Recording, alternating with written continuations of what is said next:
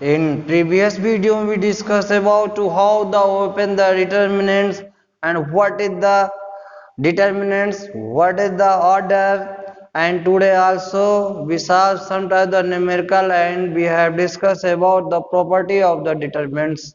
What is the property and what is the rules? That means rules or how we spend the determinants we discussed in our previous video. Today some example 1 2 3 4 find the value.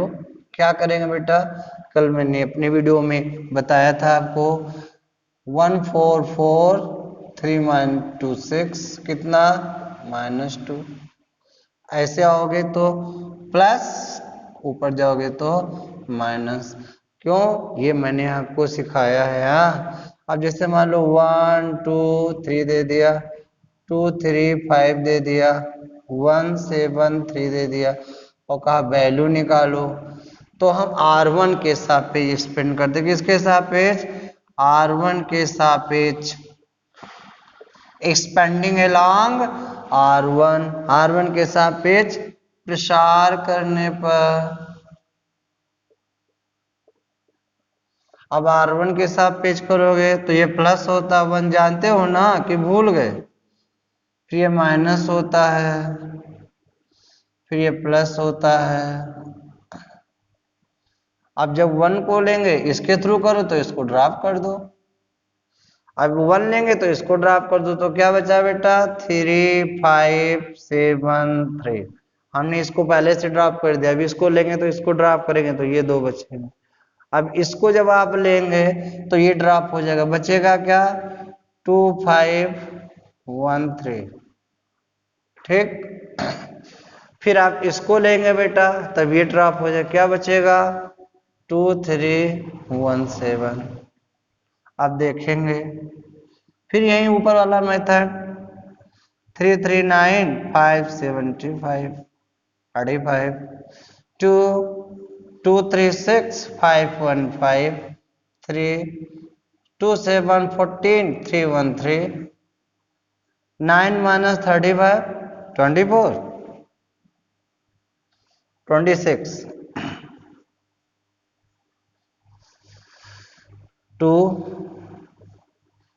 और 14 minus 3 करोगे तो 11 बचेगा, 11 से 3 को तो क्या बचेगा 33। तो मैं देख रहा हूं 28 और 33, तो 38 से 23 माइनस करो तो 5 आ जाओगे। अच्छा, चाहे जिसके सापेक्ष प्रसार कर दो, किसी बच्चे के मन में ये आ रहा हो कि नहीं यार, ऐसे नहीं। हमारा मन कह रहा है कि मैं R2 के सापेक्ष करूं, तो एक्सपेंडिंग अलोंग R2। अब इसके थ्रू कर रहे हैं तो साइन देखना मुझे इसका, ये पहला कॉलम है और सेकंड रो है, तो 1 2 3 यानी माइनस आ जाएगा, ये प्लस होगा बेटा, दूसरा रो दूसरा कॉलम, ये माइनस आ जाएगा। इसको लेंगे तो ये पूरा छूट जाएगा, बचेगा क्या 2 3 7 3। इसको लेंगे तो क्या ये पूरा छूट जाएगा, क्या बचेगा बेटा, ये छूट गया 1 3 1 3। और जब हम इसको लेंगे तो ये छूट जाएगा, बचेगा क्या बेटा 1 2 1 7 2 2 3 जा 6 7 3 21 plus 3 3 minus 3 0 minus 5 7 minus 2। Okay, minus 2 16 नहीं 15 माइनस का 0 5 इंटू 5 30 5 5 25, क्या आ गया 5, और यहाँ क्या आया था 5। तो मैं देख रहा हूं कि हम चाहे R1 के सापेक्ष प्रसार करें चाहे R2 के सापेक्ष मेरी मर्जी, मैं चाहे ये करूं और मैं चाहे वो करूं, लेकिन ज्यादा बाउंड नहीं होना है। R1 के सापेक्ष कर रहे हो, R1 को बंद करो, पहले को ले रहे हो 2 ले लो, दूसरे को ड्रॉप करो, इनको ले लो, तीसरे को चाहे जिसके सापेक्ष कर रहे हो, जिसके सापेक्ष हो उसको पूरा कैंसिल कर दो, बारी बारी सचिन उनको आप लिख लीजिए और फिर जो छूट रहा हो उनको ड्रॉप करके आप लिख ले, तो इससे आप इनका प्रसार कर सकते हैं। ठीक है बेटा। अब प्रॉपर्टी में देखिए, पहली प्रॉपर्टी इसकी है, if any determinants in any determinants if any row or any columns all the elements are zero the value of the determinant is zero। किसी सारणी के किसी पंक्ति अथवा स्तंभ के सभी तत्व शून्य हो तो सारणी का मान शून्य होता है। जैसे 0 0 0 1 2 3 2 3 5 ऐसे लिख दिया, तो देखो इसके R1 सब 0 है 0, तो 0 क्यों, R1 इक्वल टू 0। इसके थ्रू अब जब आप एक्सपेंड करो 0 फिर 0 फिर 0 0 से गुणा करो, सब 0 0 हो जाएंगे। तो अगर किसी सारणी के अगर सभी एलिमेंट शून्य हो जाए, रो कॉलम चाहे जिसका, तो उसका मान क्या होता है बेटा, 0 होता है। ये पहला प्रॉपर्टी है। दूसरा क्या है, दूसरा है यदि कॉलम को रो और रो को कॉलम बना दो तो सारणी पे कोई प्रभाव नहीं पड़ता है। इसे A1 A2 A3 B1 B2 B3 C1 C2 C3 ऐसे है। अब R1 ये है, इसको हमने क्या बना दिया, R1 चेंज C1, क्या हो जाएगा बेटा, ये R1 है। अब क्या हो गया, A1 A2 A3 क्या बन गया, C1 बन गया। ये R2 है, अब इसको हमने क्या बना दिया है, B1 B2 B3। ये R3 है बेटा, इसको हमने क्या बना दिया है, ये R3 है, इसे C1 C2 C3 बना दिया। यानी R1 C1 हो गया, R2 क्या हो गया, C2 हो गया, R3 क्या हो गया, C3 हो गया। अब अगर हम वैल्यू निकालें तो देखेंगे इनके ऊपर कोई प्रभाव नहीं पड़ता है। अब देखेंगे कैसे, डायरेक्ट वैल्यू निकालें। A1 ले लिया तो ये ड्रॉप करेंगे, ये ड्रॉप करेंगे, B2 C3 और C2 B3 माइनस A2 ले लिया। अब इसको ड्रॉप करेंगे, इसको ड्रॉप करेंगे, B1 C3 और C1 B3। अगर आप नहीं ड्रॉप कर पाते हैं तो जैसे अभी हमने आगे प्रसार सिखाया है आपको, वैसे ही आप इनका प्रसार करेंगे। अब A3 बेटा, A3 ले लो तो ये छूट जाएगा और ये छूट जाएगा, बचेगा क्या, B1 C2 और C1 B2। अब इसका भी प्रसार कर दो, इसको मैंने R1 के सापेक्ष किया है, किसके सापेक्ष, चाहे जिसके सापेक्ष करो, इसको मैं C1 के सापेक्ष करता हूं। A1 देखना है, ये ड्रॉप होगा, ये ड्रॉप होगा, ना जान पाओ तो हम इसको C1 भी कराया, नहीं तो ऐसे चाहे कर लो। फिर A2 माइनस का, फिर A3 प्लस का, ऐसे बना के भी कुछ दिन करना, प्रैक्टिस हो जाए तो डायरेक्ट करना। ओके, डरने का नहीं है, बहुत इजी सब्जेक्ट है, बहुत इंपॉर्टेंट है। A1 ड्रॉप, ये ड्रॉप, क्या बचा, B2 C2। अभी जब आपकी प्रैक्टिस है आप डायरेक्ट लिख ले जाओगे। A2 ड्रॉप, दिस ड्रॉप, पूरा ड्रॉप कर दिया, दिस ड्रॉप, B1 C1 और and B3 C3। A3 drop, B1 C1 B2 C2। अब ओपन कर दो, A1 B2C3 C2B3 minus A2 B1C3 C1B3 plus A3 B1C2 and C1B2। देखो वही चीज आ रहा, A1 B2C3 C2B3 minus A2 B1C3 C1B3 plus A3 B1C2 C1B2 आ रहा है ना। तो मैं कह सकता हूं रो को कॉलम या कॉलम को रो बना दो तो कोई प्रभाव नहीं पड़ेगा। ठीक, ये दूसरा प्रॉपर्टी। पहला प्रॉपर्टी क्या है, if any row or column all the elements are zero the value of determinant is zero. यदि किसी सारणी के किसी पंक्ति अथवा स्तंभ के तत्व शून्य हो जाए तो सारणी का मान शून्य हो जाएगा।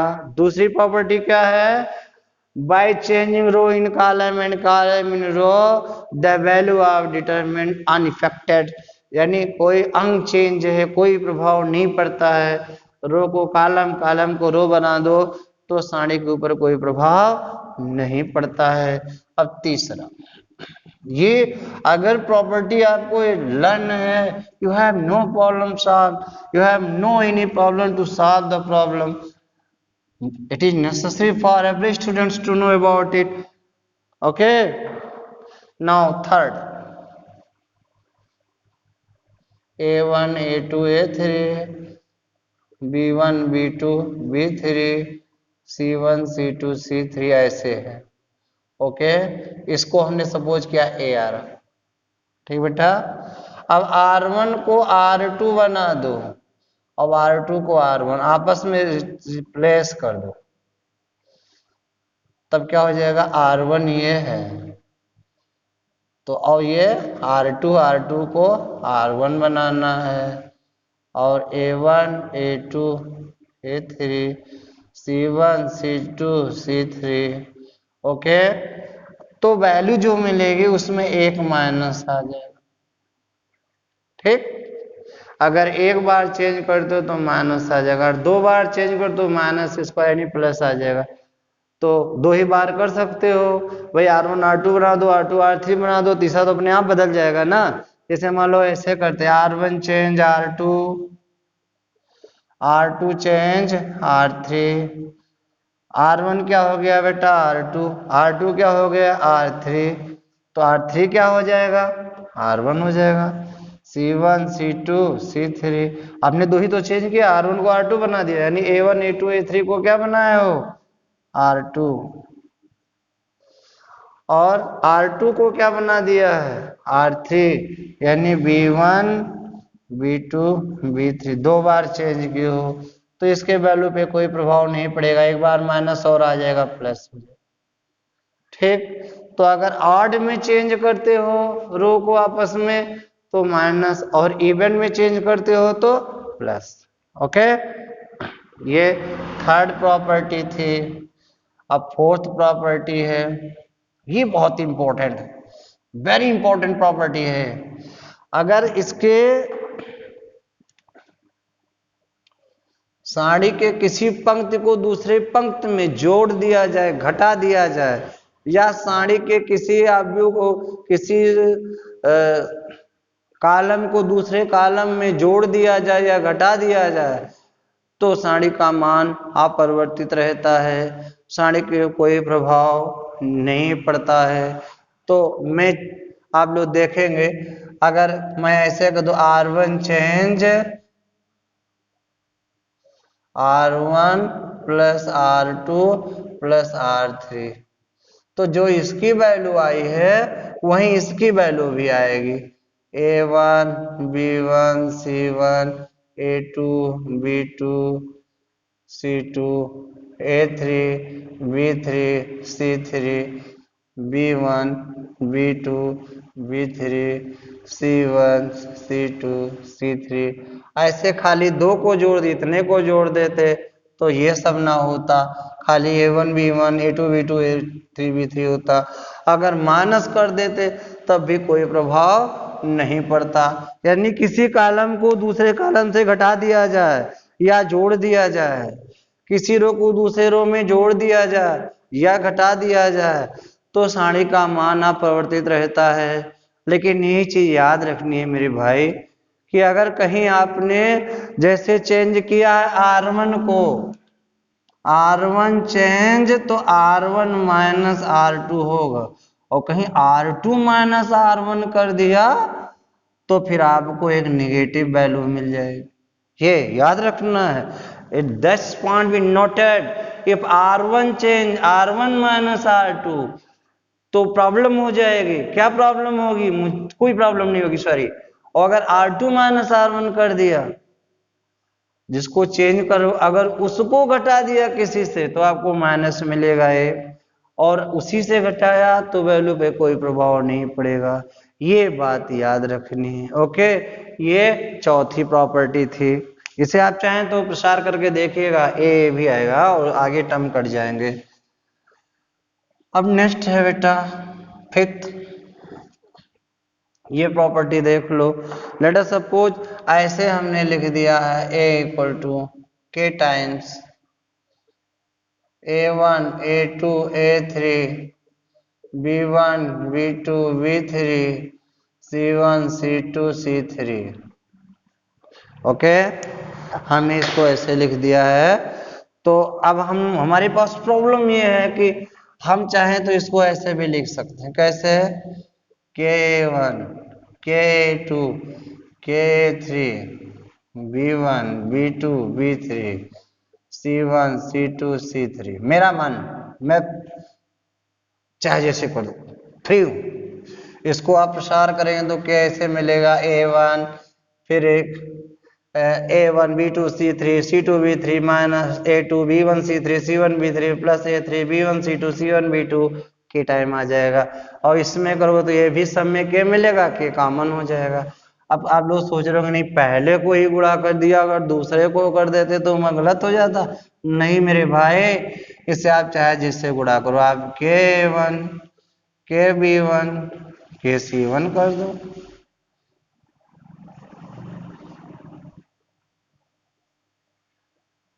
है नहीं? अब यहां KC1 KC2 KC3, ठीक? तो इसमें भी आप लिख सकते हो किसी भी कॉलम या रो को जो बाहर के एलिमेंट गुणा भी कर सकते हो और कॉमन भी ले सकते हो, ठीक? तो ये बेटा प्रॉपर्टी नंबर 5 6 जो भी थी, एक ये प्रॉपर्टी है। एक और है बेटा, ये भी इंपॉर्टेंट है। मान लो ऐसे लिखा A1 A2 A3 फिर A1 A2 A3 फिर B1 B2 B3, तो वैल्यू हो जाएगी 0।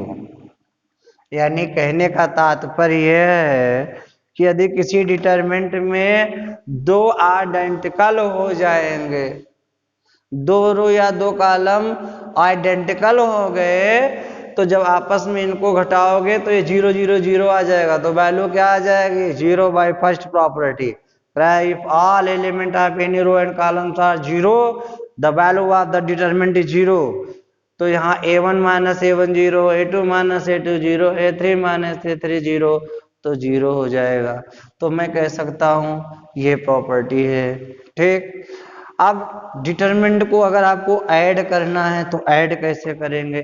कभी कभी डिटरमिनेंट को ऐड करना भी आता है। तो ऐडिंग, आपको ऐडिंग, सब्ट्रैक्टिंग और मल्टीप्लाइंग, ये हम अगले वीडियो में आपको बताएंगे। कुछ आपको न्यूमेरिकल कराएंगे, फिर आपको बताएंगे। लेकिन मेरा अपना एक मानना है, as a human being we should be always do that work that it is favour me and also others. व्यक्ति को वही कार्य करने चाहिए जो उसे कोई दूसरा करे तो अच्छा लगे। अगर दूसरे करने से आपको कष्ट होता है तो वो हमें कार्य नहीं करने चाहिए। कभी कभी फोन्स आते हैं आपके पेरेंट्स के कि बच्चे कहना नहीं मानते, तो आप रामायण देख रहे होंगे बेटा, तो उसमें देखे होंगे कि राम अपनी माँ बाप के कहना मानकर वन को चले गए 14 साल, असहनीय दुख भोगे। और कुंभकर्ण, ये मेघनाथ ये जानता था कि मेरी मृत्यु हो जाएगी। अगर आपने संवाद सुना हो उसमें, जो सीरियल आता है। इसके बाद भी उसने कहा नहीं, मुझे अपने, उनकी माँ ने कहा कि बेटा राम के शरण में चले जाओ, तो उन्होंने कहा नहीं माँ, राम से मुझे शिक्षा नहीं मिलती है। राम से शिक्षा मिलती है कि अपने सदैव बाप का कहना मानो। और वो ये जानता हुआ कि मेरी मृत्यु हो जाएगी चला गया। रावण ने भी इस संवाद में कहा है कुंभकर्ण से, तुम मेरे भाई हो, तुम पर मेरा अधिकार नहीं है, अगर तुम मेरे बेटे होते तो मैं तुम्हें युद्ध करने के लिए जरूर विवश कर देता। बेटे पर माँ बाप का पूर्णता अधिकार होता है। इसलिए I request all of you always ओबे योर पेरेंट्स, क्योंकि पेरेंट्स एक ऐसी विधा है, भगवान द्वारा दिया हुआ ऐसा गिफ्ट है जो लाइफ में कभी भी तुम्हारा अनभला चाहेंगे ही नहीं। ठीक है, तो इसलिए इस लॉकडाउन पीरियड में आप लोग अपने पेरेंट्स का बखूबी ध्यान रखें और उनका कहना माने, यह मैं आपसे अपेक्षा करता हूं। अगले वीडियो में आपको कुछ न्यूमेरिकल्स कराएंगे और after that how to add, how to multiply and some other problem. Okay, that's all.